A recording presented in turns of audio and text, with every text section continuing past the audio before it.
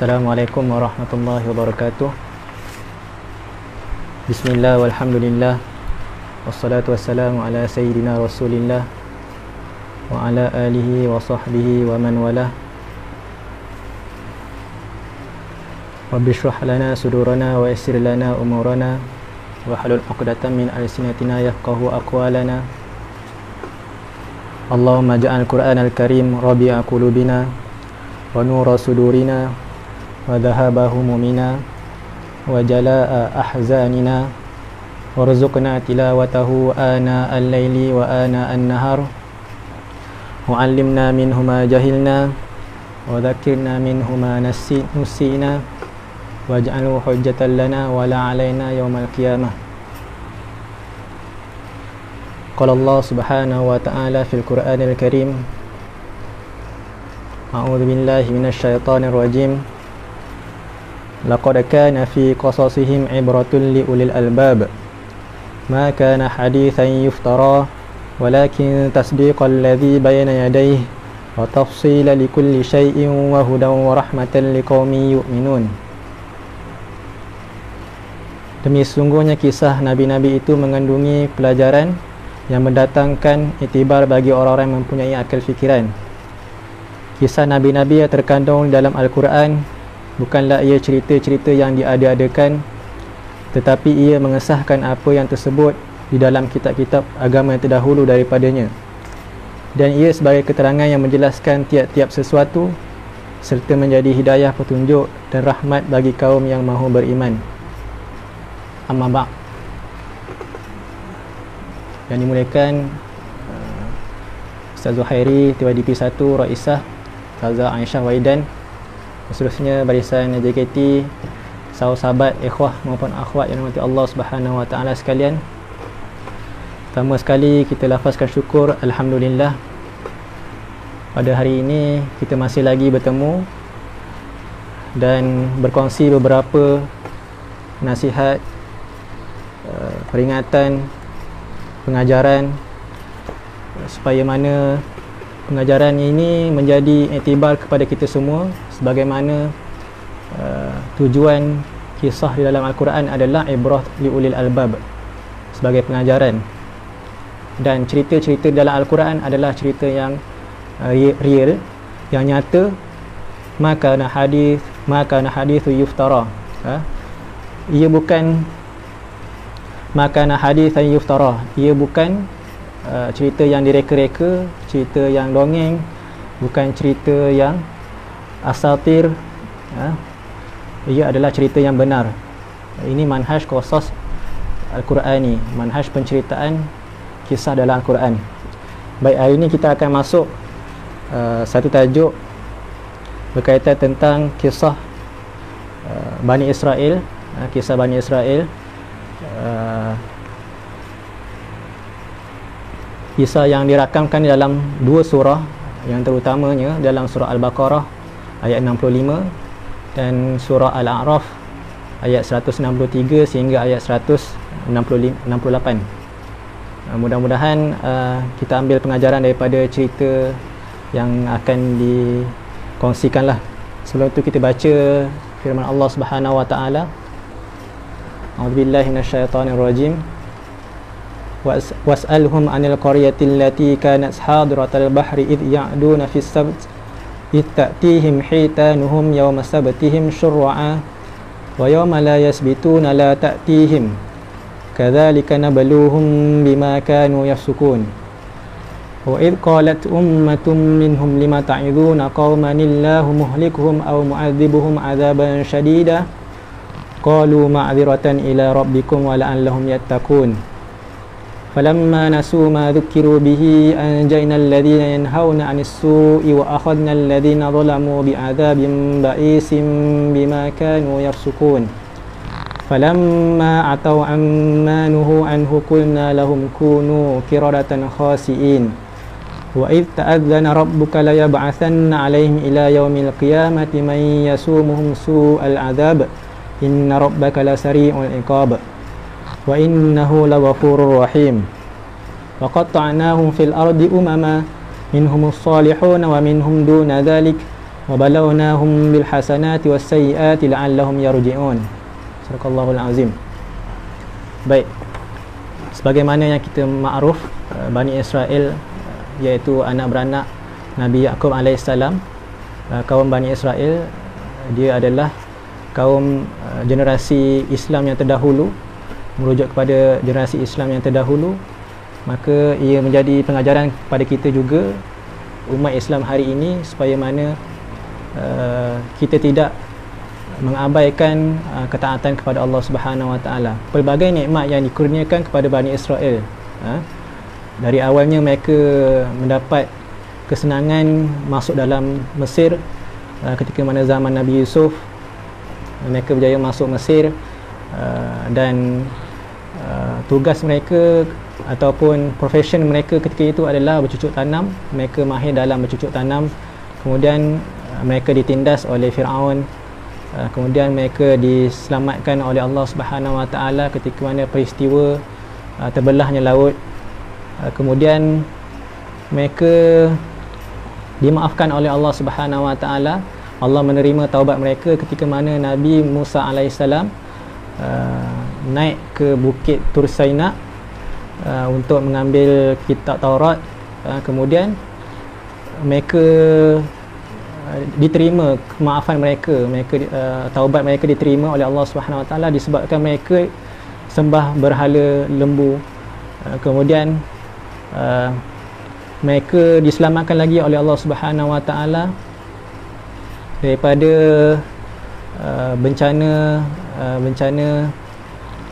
petir. Sebab apa? Sebab mereka tidak mahu, sebab mereka mengingkari apa yang diajarkan oleh syariat Nabi Musa alaihissalam, iaitu dalam Taurat. Mereka mengingkarinya. Kemudian perintah Allah Subhanahu Wa Taala untuk masuk ke dalam Baitul Maqdis, mereka menolaknya. Kemudian mereka direzekikan masuk Baitul Maqdis pada zaman Nabi Yusha, tapi mereka mengingkarinya. Dan berlalulah generasi sehinggalah penceritaan hari ini, penceritaan mereka yang ingkar pada ketaatan Allah Subhanahu Wa Taala, suka berhelah atau suka buat trik dengan Allah Subhanahu Wa Taala.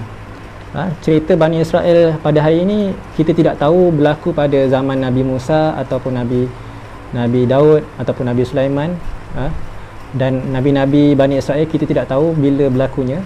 Syekh Salah tidak menjelaskan kerana kita tidak tahu bila berlakunya, sebab tidak ada dalam Al-Quran tentang spesifik tarikh dan bila kejadian ini berlaku. Baik, dan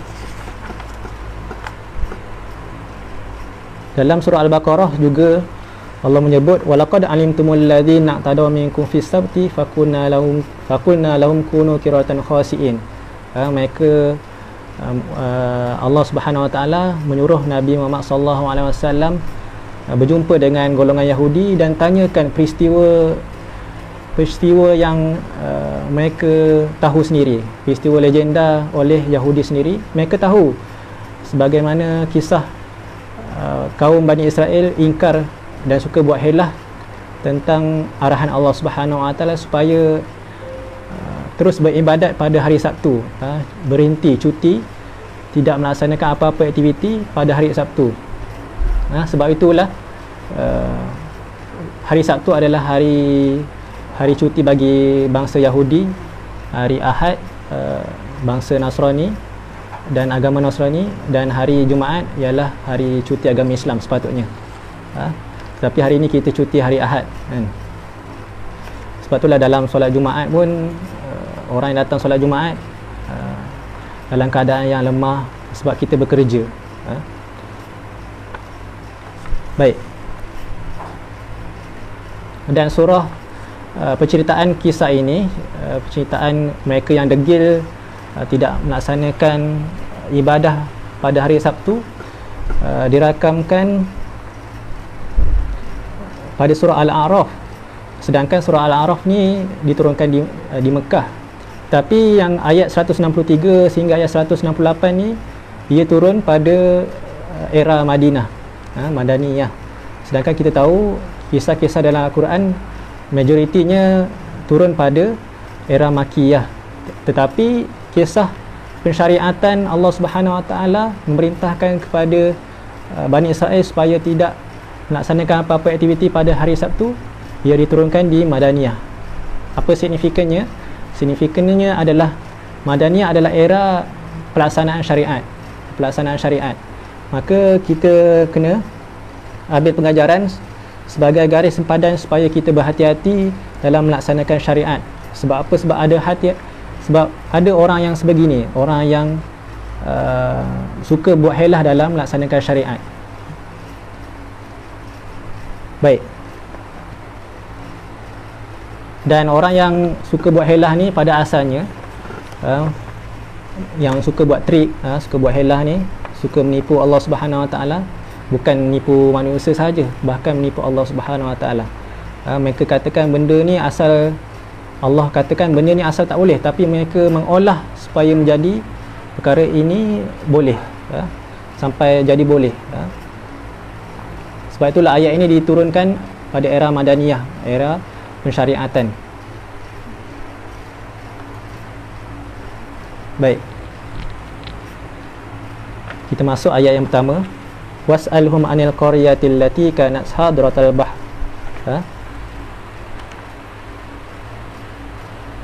Tanyakanlah kepada mereka Bani Israel, wahai Muhammad, tentang Al-Qaryah, satu kampung, satu penduduk kawasan, allati kanat hadratal bahr, yang terletak, kota tersebut terletak di pinggir laut, di dekat dengan laut.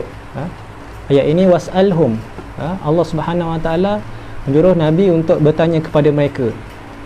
Bertanya di sini bukan bermaksud Allah menyuruh Nabi untuk mempelajari ilmu-ilmu daripada ahli kitab Yahudi, tetapi bertanyanya Nabi adalah untuk memalukan mereka, untuk memalukan Yahudi, untuk merendahkan martabat Yahudi, mengejek Yahudi, bahawasanya mereka ni mempunyai satu kisah yang menjadi legenda, tetapi kisah ini adalah sangat memalukan bagi puak mereka.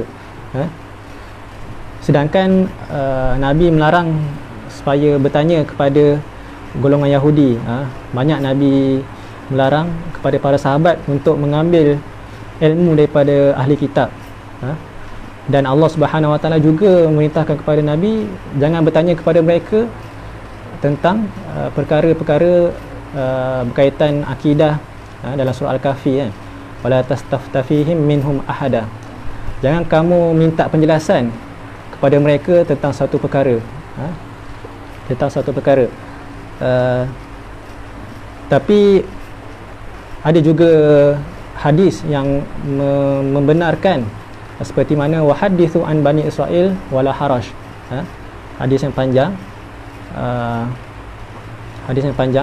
dan boleh cerita tentang Bani Israel, tidak mengapa, tetapi dengan syarat benda kisah Bani Israel, cerita kisah Bani Israel adalah cerita yang benar, maka kita boleh menceritakannya. Tidak boleh kita menceritakan ataupun meriwayatkan kisah Israiliyat pada cerita yang bercanggah dengan akidah kita, bercanggah dengan syariat kita, bercanggah dengan agama kita. Dan sekiranya bersesuaian dengan syariat kita, dengan agama Islam, maka kita boleh ceritakannya dengan yakinlah. Dan sekiranya mana kita ada rasa kemungkinan tidak benar dan tidak bohong, maka kita tawakufkan sahaja. Fala tusaddiquhu wala tukadzibuhu. Baik. Anil Qaryah, tentang satu kota. Dalam Al-Quran Allah menyebutkan ada kalimah Qaryah, ada kalimah Madinah, ada kalimah Misr. Qaryah ni merujuk kepada penduduk secara populasi. Maksudnya ada satu penduduk, kalau kita faham dalam masyarakat komunikasi, Qaryah ni adalah kampung, tetapi maksud dalam Al-Quran adalah penduduk yang ramai. Baik, kalau Madinah pula adalah kawasan yang dibina dengan agama, tempat yang telah diterapkan agama di dalamnya. Sebab itulah asal nama Madinah adalah Yasrib. Kemudian Nabi Muhammad SAW menukarkannya kepada Madinah. Kemudian Misr, Misr ni adalah dimaksudkan kota metropolitan, ataupun bandar yang maju lah, seperti Mesir. Allah Subhanahu Wa Taala suruh masuk kepada sebuah kota, udkhulu Misra. Dia kota yang aktif dan maju, dari sudut ekonominya. Kemudian kota ni duduk di mana? Allati kanat hadratal bahr, tentang kota yang terletak dekat dengan laut. Hadratal bahr, kita tidak tahu kota lautnya dekat mana. Dalam Israeliat ada sebut nama Koreanya, tetapi Al-Quran ataupun hadis sahih tidak menyebutkan lautnya terletak di mana. Maka kita tawakuf sahaja. Maka masuklah ceritanya, id ya'duna fis sabt id ta'tihim hitanuhum yawma sabtihim syur'a wa yawma la yasbituna la ta'tihim kadzalika nabluhum bima kanu yafsukun. Ketika mana pada hari Sabtu Allah melarang mereka untuk bekerja, melaksanakan aktiviti seharian, fokus kepada ibadah. Hari Sabtu bagi Bani Israel. Kalau hari cuti bagi umat Islam adalah hari Jumaat. Fokus ibadah hari Jumaat. Ittatim hitanhum yawma sabtihim syur'a. Tetapi Allah Subhanahu Wa Taala menguji Bani Israel, menguji Yahudi ni, datang pula ikan yang banyak terapung-apung di laut, di sungai. Wa yawma la yasbituna la ta'tihim, hari lain tak ada pun. Hari Sabtu yang banyak, hari Sabtu yang laku. Kalau kita perasan, dekat hari Jumaat lah ramai ataupun lakunya sebuah kedai untuk makan dan sebagainya. Ini yang kalau kita perasan lah. Kadzalika nabluhum bima kanu yafsukun. Demikianlah kami uji mereka disebabkan mereka berlaku fasik. Baik. Kemudian dalam cerita ini Allah Subhanahu Wa Taala menerangkan kepada kita bahawasanya ada 3 golongan ummah. Wa idh qalat ummah minhum lima ta'iduna qaumanillahu muhlikum aw mu'adzibuhum adzaban syadida qalu ma'dziratan ila rabbikum wa la'allahum yattaqun. Dalam kisah ini terdapat 3 kumpulan yang diceritakan, 3 golongan. Yang pertama adalah golongan yang soleh, yang menegur kaumnya yang melakukan kemungkaran. Yang kedua adalah penderhaka yang melaksanakan apa yang Allah larang, iaitu mereka yang makan ikan, menangkap ikan. Kemudian yang ketiga adalah mereka yang senyap. Mereka nampak kemungkaran tapi mereka senyap, tak nak menegur. Hanya ingkar dalam hati sahaja. Bermaksud ummah di sini, Syahid Said Qutb menyebutkan ummah di sini menggunakan istilah Islam. Bermaksud mereka ni golongan manusia yang di dalam satu akidah yang sama, iaitu Islam, dan mereka berada di dalam kepimpinan yang sama, kepimpinan yang satu, iaitu orang Islam. Baik. Berkatalah segolongan yang menegur ataupun mengecam orang yang ingin menasihati mereka yang melaksanakan kemungkaran. Maksud kat sini Syekh Salah menerangkan ummah di sini ummah yang senyap itu. Orang yang senyap dikecam orang yang tegur sahabatnya buat kemungkaran. Dia kata apa? Lima ta'iduna qauma. Kenapa kau bagi nasihat kepada mereka? Allahu muhlikuhum aw mu'adzibuhum adzaban syadida. Sedangkan kamu dah tahu dah, mereka yang makan hari Sabtu ni, mereka ni akan diazab sekeras-kerasnya oleh Allah Subhanahu Wa Taala. Tetapi respon mereka yang soleh, mereka yang taat, mereka yang ada sifat haris, ambil berat, cermat terhadap sahabatnya, ihtimam, ambil berat, dia rasakan kemungkaran yang berlaku depan matanya, dia perlu tegur. Dia menjawab, qalu ma'dziratan ila rabbikum wa la'allahum yattaqun. Ada 2 alasan kenapa dia tegur. Kenapa golongan yang menegur ni mereka menegur? Supaya mereka ada hujah untuk jawab depan Allah Subhanahu Wa Taala bahwasanya mereka telah melaksanakan kewajipan menegur nahi mungkar, dan mereka mengharapkan supaya golongan yang melakukan kemungkaran ni bertakwa kepada Allah Subhanahu Wa Taala, takut akan azab Allah Subhanahu Wa Taala. Baik, sebab itulah mereka yang berisiko, mereka yang melaksanakan nahi mungkar ni, amar ma'ruf nahi mungkar ni, akan berdepan dengan risiko dikecam dan sebagainya. Baik, dan dakwah amar ma'ruf nahi mungkar ni kita kena laksanakan, kewajipan kepada kita semua. Bahkan nahi mungkar ni sangat mudah sekiranya mana orang yang tidak kita kenal, tapi amat sukar sekiranya kita nak menegur sahabat yang dekat dengan kita. Mungkin senang kita sebut, tetapi nak buat tu susah. Baik,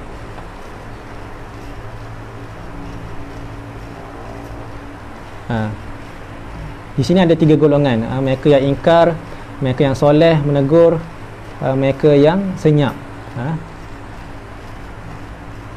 Watak yang senyap, watak yang degil ini, mereka disumpah oleh Allah Subhanahu Wa Taala menjadi kera. Sebab apa mereka menjadi sebegitu? Sebab apa mereka suka buat helah? Bahkan diceritakan dalam Israiliyat, kita tidak tahu sebenarnya apakah helah mereka laksanakan. Tapi dalam Israiliyat diceritakan helah yang mereka buat adalah mereka membuat, katanya mereka membuat jerat ataupun mereka buat terusan kolam baru supaya mana sungai mengalir ke kolam tersebut, dan ketika mana kolam tersebut surut, mereka dapat ikan tersebut. Ini helah mereka. Dan tidak lain tidak bukan kerana mereka jauh daripada Allah Subhanahu Wa Taala. Mereka tidak ingat perintah Allah Subhanahu Wa Taala. Baik,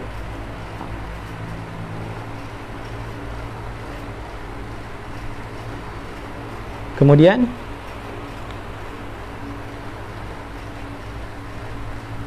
kalau kita lihat pada hari ini pun macam-macam trik ataupun helah yang dilaksanakan oleh umat Islam.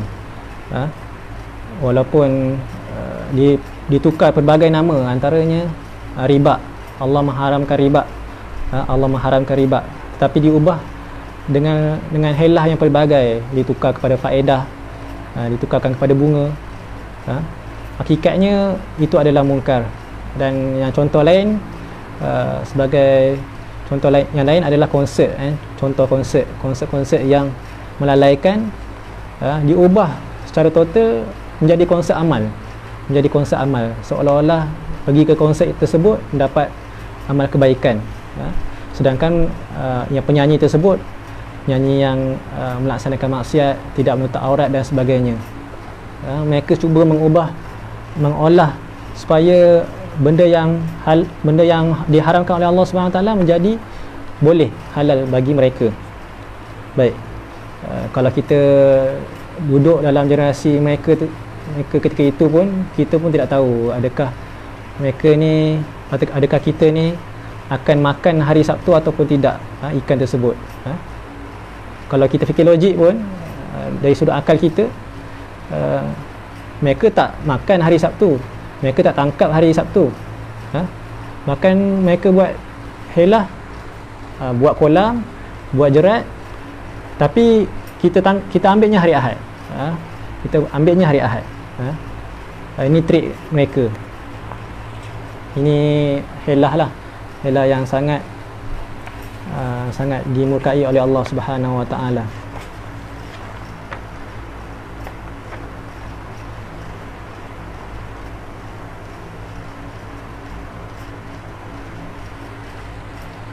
Baik,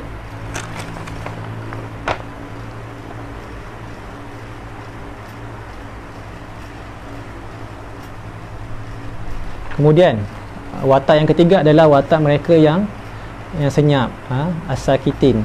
Mereka yang senyap, tak nak ambil tahu, tak nak serabut, biarlah mereka buat kemungkaran, dosa mereka, kan.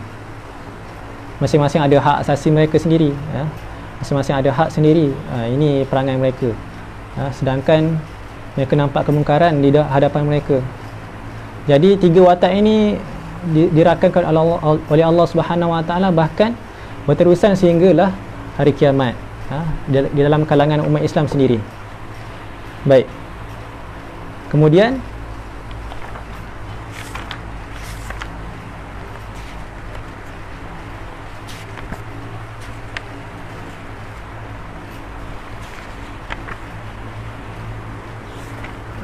kenapa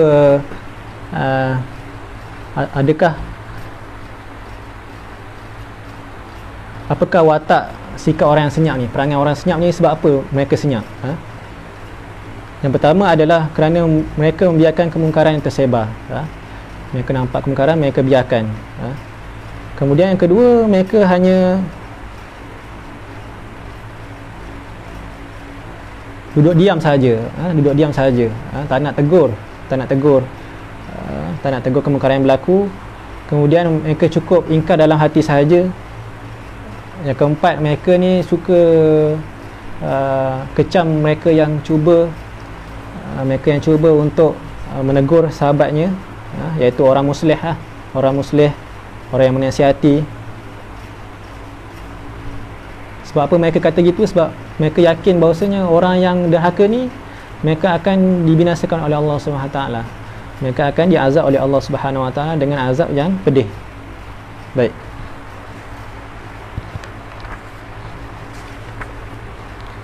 Kemudian ayat seterusnya, falamma nasu ma dzukiru bih anjaynal ladzina yanhauna 'anis su'.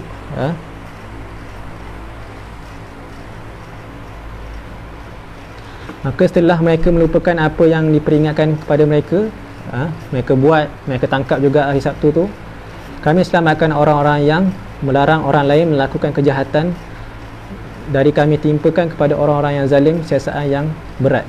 Allah selamatkan golongan yang muslih, golongan yang menasihati, yang membuat kebaikan, menegur.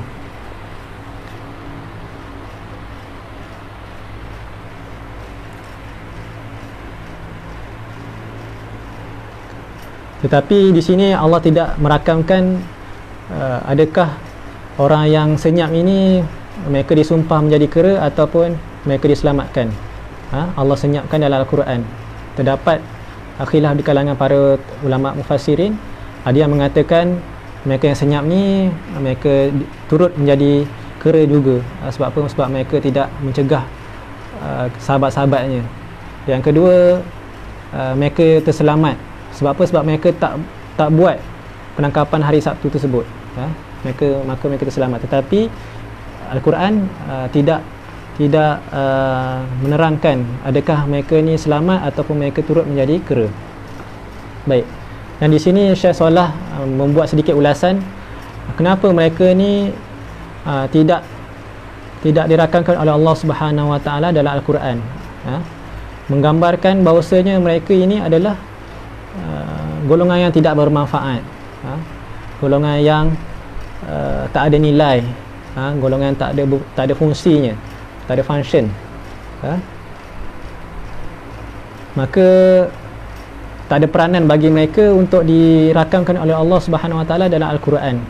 Maka Allah Subhanahu Wa Taala mengabaikan mereka, tidak direkodkan dalam tarikh ataupun dalam sejarah Al-Quran.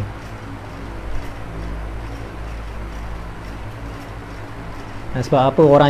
Orang yang tak ada fungsi ni, orang yang tak ada manfaat ni, kalau kita nak ambil pengajaran atas keburukannya pun tak layak. Dan golongan yang berjaya, dan kalau kita nak kira mereka ni golongan yang berjaya terselamat pun tak layak. Sebab apa? Sebab mereka tak direkodkan oleh Allah Subhanahu Wa Taala. Baik. Kemudian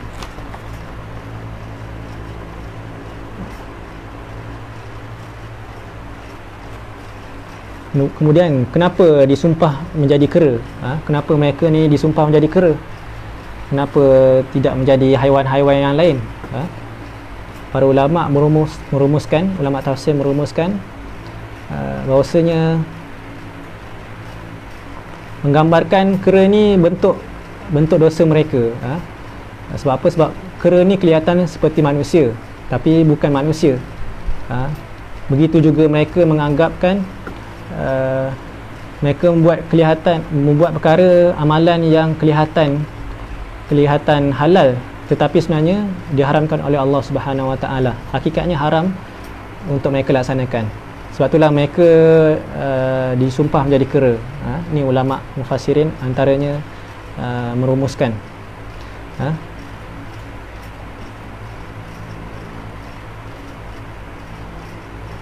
Dan Syekh Solah juga membahaskan bahawasanya asalnya mereka ni sifat manusia yang sempurna, yang istimewa, mempunyai akal yang baik, maka Allah Subhanahu Wa Taala merendahkan martabat mereka menjadi haiwan, menukar mereka menjadi haiwan yang hina, yang tidak boleh berfikir.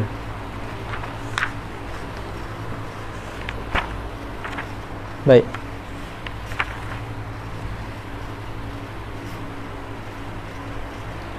Dan di sini yang terakhir adalah Allah Subhanahu Wa Taala menerangkan pengajaran-pengajaran yang kita boleh ambil dalam Al-Quran dalam kisah ini. Antaranya adalah Allah Subhanahu Wa Taala menguji manusia supaya mana manusia itu berjaya dalam ujian tersebut. Sebab itulah dalam Al-Quran tidak ada seorang nabi pun yang gagal dalam ujian. Kaedahnya begitu. Tidak ada satu nabi pun yang gagal dalam ujian yang ditimpakan kepada mereka.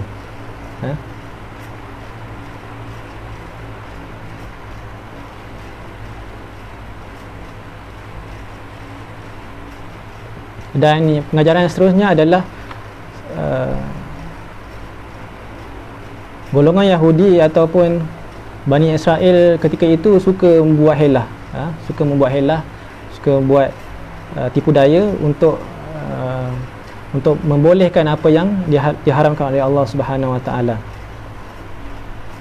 Dan yang ketiga adalah pengajaran yang kita boleh ambil dalam satu umat, kalangan umat Islam itu sendiri terbagi kepada 3 golongan. Yang pertama, mereka yang melaksanakan kemungkaran. Yang kedua, mereka yang menegur sahabatnya, yang melaksanakan amal ma'ruf nahi munkar. Dan yang ketiga adalah mereka yang senyap, duduk diam sahaja.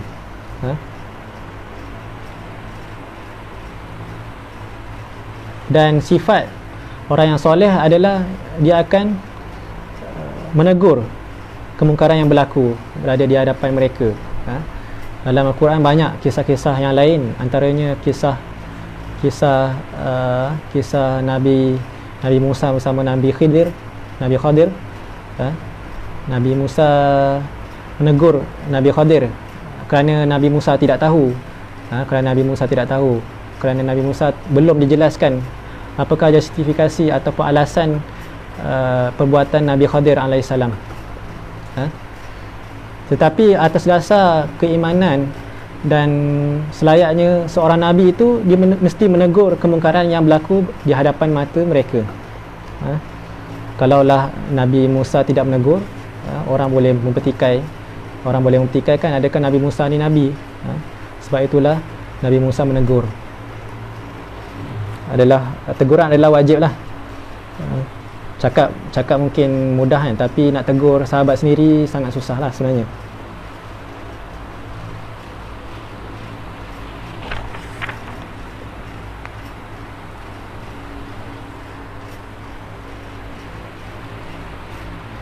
Dan yang pengajaran terakhir adalah mereka yang senyap, mereka yang disenyapkan oleh Allah Subhanahu Wa Taala. Selayaknya mereka diabaikan, mereka ni dilupakan, ditinggalkan oleh Allah Subhanahu Wa Taala.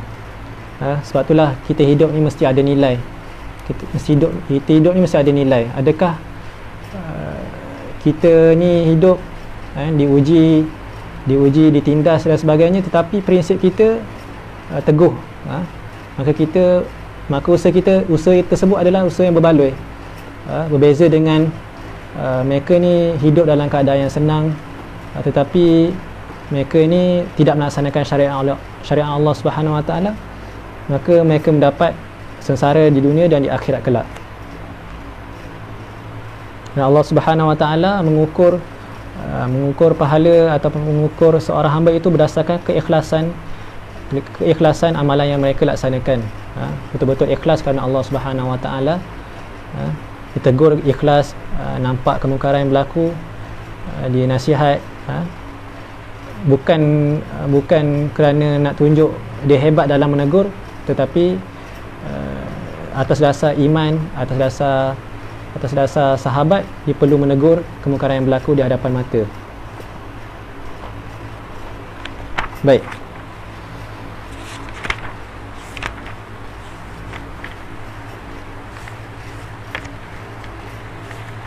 Dan dalam kitab ini juga diperbahaskan, adakah mereka ni disumpah menjadi kera yang sebetul-betul kera, sebenar-benar kera? Jawapannya adalah iyalah. Jawapannya mereka menjadi kera yang betul-betul.